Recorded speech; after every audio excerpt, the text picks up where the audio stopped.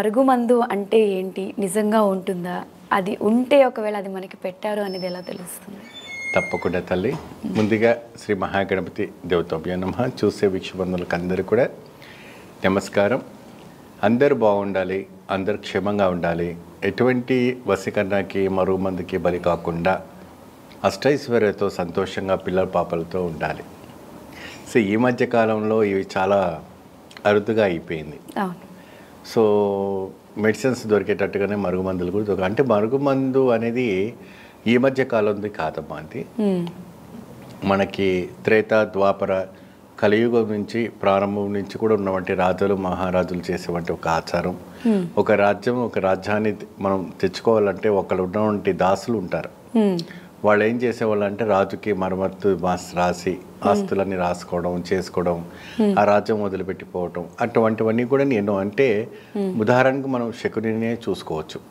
శకుని చేసిన వంటి ఒక ఆలోచనలు ఈ రోజుల్లో ఎవరు కూడా చేయకపోవచ్చు. ఆయన ఇంత పెద్ద విలన్ ఎవరు ఉండకపోవచ్చు.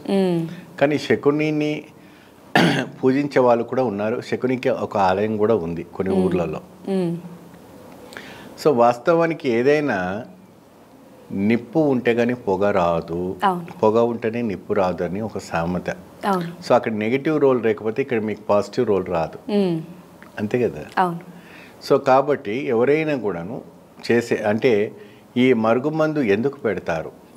భార్యాభర్తలకి, ప్రేమికులకి, మరి ఎవరికైనా ఇష్టమైన వాళ్ళకి, లేదంటే ఇంకా ఏదైనా ఆస్తులు బాగా ఉందంటే వాళ్ళకి ఈ మరుగుమందు పెట్టడం వల్ల ఏం జరుగుతుందంటే ప్రాణాలే పోతాయి.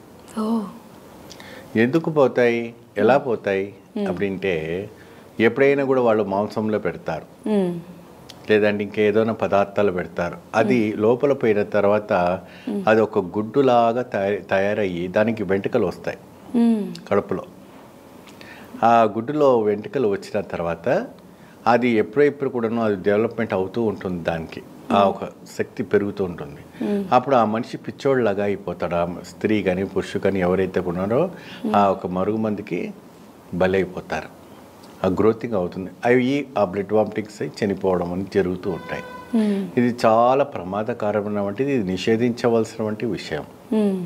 ఈ మరుగుమంది అనేది నెత్తికి పెడతారు, కడుపులో భోజనంలో పెడతారు, ఒంటికి పూస్తారు. మీ బట్టలను తీసుకెళ్ళి వశీకరణ చేసి దానికి మరుగుమందు పెడితే ఆ వస్త్రం మీరు ఎప్పుడైతే కట్టుకున్నారో వాళ్ళకి వశం అవుతారు. అనేక రకమైనటువంటి ఈ తంత్ర సాధనల్లో ఇటువంటివన్నీ సర్వసాధారణమైనటువంటి రాజతంత్రం. ఇదంతా ఆ రోజు నుంచి వచ్చేవంటి ఆచారం, ఈ మధ్య కాలంలో కాదు. ఈ రోజుల్లో అంతే టెక్నాలజీ పెరిగింది. ఒకసారి పెడితే కంపల్సరీ ప్రాణహాని వరకు వెళ్తుంది. అయితే విరుగుడు కూడా చేసుకోవచ్చు. విరుగుడు అంటే కక్కించుకోవచ్చు. మీకు మందు పెట్టారు కాబట్టి వాళ్ళు పోసే పసరులో అది బయట పడిపోతుంటుంది. అది కొన్ని ప్రాంతాల్లో ఉన్నాయి, మందు తీసేవాళ్ళు ఉన్నారు. అది తీసేస్తే ఆ గుడ్డు బయట పడిపోతుంది. దానికి అన్ని వెంట్రుకలు వచ్చేసి ఉంటాయి. ఆ వెంట్రుకలు ఒక రకమైన వంటి ఒక బ్యాడ్ స్మెల్తో బయట పడుతుంటుంది. అది మీరు కనివినిగా దాన్ని వినరు, చూడలేరు, ఆ శ్వాస కూడా చూడలేరు, అంతటి భయంకరంగా ఉంటుంది. సో ఈ రకంగా ఈ యొక్క శుద్ర ఆలోచనతో చేసేవాళ్ళు చాలామంది మనుషులు మన చుట్టూ నవ్వుతూ తిరుగుతూ ఉంటూ ఉంటారు. చాలా జాగ్రత్తగా ఉండాలి, చాలా జాగ్రత్త వహించవలసి వచ్చిన వంటి విషయం ఇది. అసలు మీరు చెప్తుంటేనే నాకు ఇలా గూస్ బంప్స్ వస్తున్నాయి గురూజీ. అంటే దీనికి విరుగుడు కూడా చేయడం వల్ల అంటే ఎప్పట్లా నార్మల్గా అయిపోతుంది? విరుగుడు అంతా మేము చేస్తాము. వాళ్ళకి ఎటువంటి వశీకరణ చేసినా, ఏ తంత్ర సాధన చేసినా మన కేరళ సాంప్రదాయం ప్రకారంగా, మన కేరళ సాంప్రదాయం వంటి తంత్ర సాధన ద్వారా వాళ్ళని విరుగుడు చేసి వాళ్ళని మామూలు మనిషిగా చేస్తారు. ఇక్కడ ఈ ఒక దానికి 3 శక్తులు చాలా అవసరం. 3 శక్తులను పూజ చేస్తారు.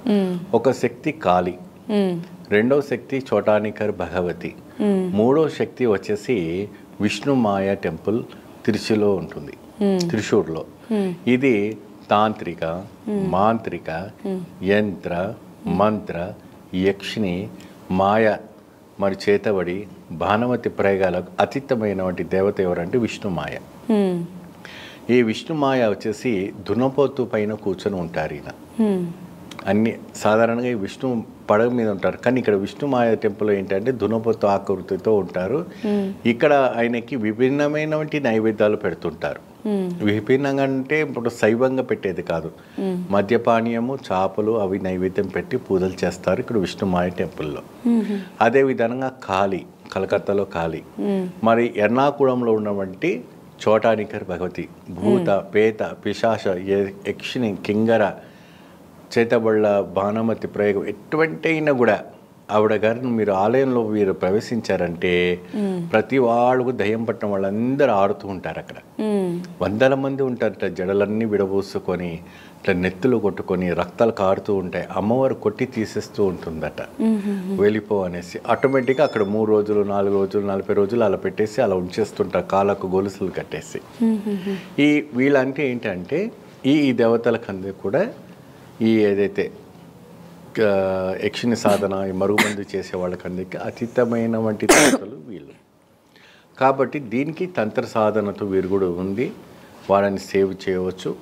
వాళ్ళు ఎన్ని రోజులైంది వాళ్ళకి ప్రయోగం చేసి, ఎన్ని సంవత్సరాలైన ప్రయోగం చేసి అవన్నీ కూడా చూసుకొని వాళ్ళకు వీరు కూడా చేస్తే అతీతమైన వంటి ఫలితంతో సుఖంగా ఉండడానికి అవకాశం ఉంటుంది.